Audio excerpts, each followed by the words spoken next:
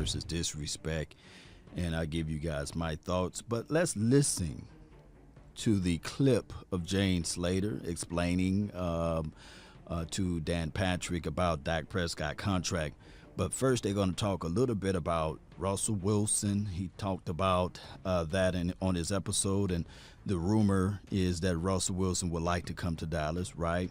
Opposed to if he were to get traded to go to any other team, it would be Dallas, I believe the Raiders and the Jets or somebody like that. So there are multiple teams that he would be willing to go to. Now, keep in mind, Cowboy Nation, Russell Wilson, I believe he's a fantastic quarterback. Great at his position, just a leader of a team, and a lot of people fall right in line of what Russell Wilson have to say. Now, that is Russell Wilson preference, right? Now, the Seattle Seahawks preference would be to keep Russell, to figure out a way to keep him. But if in a chance, if Russell Wilson is somehow traded, they would like in return 3 first-round draft picks, right? And plus, you got to pay him. So those are the reality of it. All right, Jane, separate fact from fiction here. Can you? I'm with you, Dan, and you know how this works. You've been doing, covering the league long enough. You've been keeping an eye on the Cowboys long enough. Anytime you put the Dallas Cowboys in a headline, people are going to talk about it. Facts. And so we're talking about this because a report came out from Adam Schefter that he would entertain a trade if it was Dallas and the Cowboys. So, of course, now it's the offseason. We haven't heard a lot about this Dak contract. So now everyone's talking about it. But when I reached out to one of my team sources, they found it laughable, and that's because they are still trying to truly get this long-term deal done. All right, so let's break this down right quick. They said they found it laughable to even have the mindset of trading for Russell Wilson for 3 first-round draft picks and moving on from this and that. And they're trying to work out this long-term deal with Dak Prescott, right? And trust me, there's nothing to be laughable about Russell Wilson's skill set and his play and his abilities. There's nothing to be laughable about, right? But at this time, they're saying to her, and that's how she is presenting the information to us, that they found it laughable. That's just how it goes. But that's the story of a different day. Let's listen to more what they have to say. And we're looking at the tag being somewhere around $37.7 million. We are going to probably hear something about that closer to that tag deadline of March 9th. And then they're going to have to clear some cap space by March 17th to start really effectively having those long-term discussions. And then they, of course, shut this thing down in June. I don't think he's heading for a third tag. They can still do that. That third tag is going to be somewhere in the market of $54 million, which is absurd.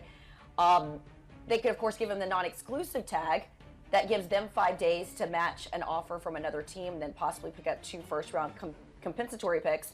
But the goal here is still to get him signed to a long-term deal. And why would they continue using these costly tags on him if they didn't feel like he was their franchise guy? And oh, by the way, last year's money was in the ballpark of Russell Wilson / Jared Goff type money. Now he's looking to be paid right behind Patrick Mahomes, a guy who's gone to the Super Bowl 2 years in a row. Dak hasn't done that yet, so they feel like it's been a respectable offer. His camp believes that he needs to bear what the market value is, and they feel like this deal should have gotten done 2 years ago, so your problems with money aren't our problems, it's about respect. So there still is no change from last year and years past, Dan. There has to be some give by both sides in order to get this done, but I truly feel like they want to get it done. And as I was told by a team source, it feels, and their tone kind of went up a bit, a little bit more productive. All right, so let's dive deep into this. I don't hear Todd France nor Dak Prescott coming out saying that the Dallas Cowboys are being disrespectful. Now, when you say it's about respect, that's a whole different can of worms, right? Look, money doesn't always speak volumes of respect. You know, I'm going to go all the way back to the movie The Wire. Omar, he didn't have a lot of money, but he had respect, right? You know, he didn't have a lot of money. You know, the kingpin or the guy with all of the money, had the ultimate respect, right? He had all of the privilege to go anywhere. Marlowe, he was like, hey, my name is my name, right? He shot a brother cold just for thinking to come back at him for stealing a lollipop, or he actually had his family to get killed and murked and stuff like that. So there's different levels of respect. So in this game, respect is a two-way road, right? It's not a one-way. Now, I know a lot of people going to say, nah, Law, he's looking for respect. He wants to be the second highest paid quarterback in the National Football League.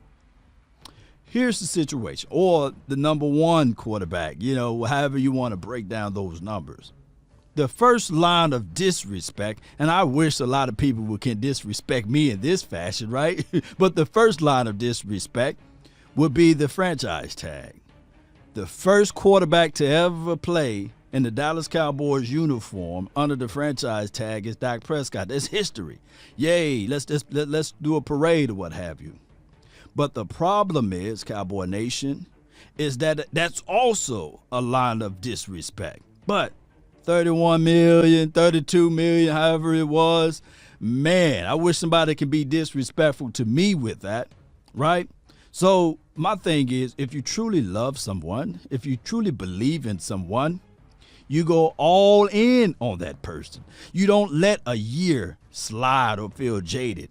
Man, I'm going to tell you, there's this another movie that, what's the name of this movie? It was the movie with Denzel Washington.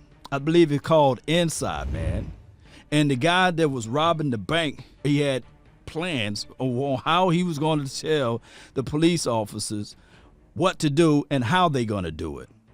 Well, make a long story short, in this particular movie, the guy that was from the inside, good movie, Inside Man, I think it was produced by Spike Lee. The guy that was inside the building gave his list of demands. Denzel tried to get inside to see if the people that he was holding hostage were okay. But on his way out, he stopped the guy and he said, hey, man, come on, man, you're not going to get away with this. And the guy who played the role of the bank robber said, man, I'm going to walk clean through that front door. I'm going to walk clean through those front doors. He said he's going to walk clean. And Denzel kind of chuckled. And they got on their way out, they got into a battle. And they fell down the stairs. You see what I'm saying? But ultimately, the guy was able to break free and put the shotgun to Denzel's head and say, get out of here. And there was consequences and repercussions once he left. He staged a killing of one of the hostages. He just said basically the price went up. See, sometimes when you kind of poke the bear, you get bit by it. Or sometimes when you do some crazy things to it, you got to pay more. By Dak Prescott playing on that franchise tag, now the conversations went from 33 to 35 to now 40 to 42, 43 million. 2 years ago, hear me out, Cowboy Nation. 2 years ago, they could have got Dak Prescott. Well, 3 years ago, they could have got Dak Prescott easily, just like that for 28 million, close to a $30 million contract. Matter of fact, they could have got Dak Prescott before Seattle Seahawks extended Russell Wilson to this $33 million contract. But the thing is, when we try to equate what one player is doing and what another player is doing on the other side of the field, it's hard, especially in this particular league. This NFL league is more so of an all-time team league. It's no individualism. It's not like basketball. It's not like baseball, because baseball got a whole bunch of things that they don't have to worry about as it relates to salary cap and these sorts of things. But let me see if I can play this back one more time.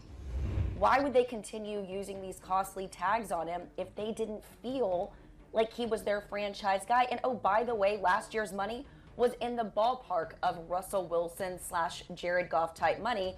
Now he's looking to be paid right behind Patrick Mahomes, a guy who's gone to the Super Bowl 2 years in a row. Dak hasn't done that yet, so they feel like it's been a respectable offer. All right, so let's break down that part of it. And I love Jane Slater for getting all of this good information from the inside, right? Here's the situation, Cowboys. Here it is, regardless of whether or not you like it or not. You can't measure players amongst each other in the NFL. Pat Mahomes, he went back-to-back Super Bowls, right? But before that time, he even went to an AFC championship game. So that's 3 years in a row that he's been to an AFC championship game, right? And the Dallas Cowboys have not seen the NFC championship game since the 90s. Since the 90s, right? So here's the situation. You can't compare Pat Mahomes to Dak Prescott. Regardless of, you can't compare Pat Mahomes to Deshaun Watson. At this point, you can't even compare Pat Mahomes to a Russell Wilson. You can't, because there's two different teams. It's not like Pat Mahomes had to play under Jason Garrett. So you mean to tell me Jason Garrett was to be the coach of the Kansas City Chiefs, they would have went to the AFC Championship 3 times in a row and went to the Super Bowl, win one and lost one. You can't see the comparison is so hard to do. But the market rate of said player, based upon the games they played and the stats that they produce and everything of how they break down the philosophy or how they break down the actual market value based off of productions and these sorts of things, is the only thing you can go off of. But when you start equating, okay, if the player got to have a Super Bowl ring, got to be in the got to win this many playoff games and these sorts, that's going to be a whole look. They might as well just get rid of the salary cap if that's the case. Cowboy Nation, Pat Mahomes is great for his team, right? Russell Wilson is great for his team. And Dallas Cowboys, hey, if they want to go with Dak Prescott, then they have to figure out how he will be great for their team. If not, look at Dak Prescott as a valuable asset to trade, to sign, then trade. But if you're going to go back and forward and don't have faith in the man, then it's time for you to move on. You can't be lukewarm with your quarterback. You can't be lukewarm to get into heaven. Either you believe in the kid or you don't. Put it like this.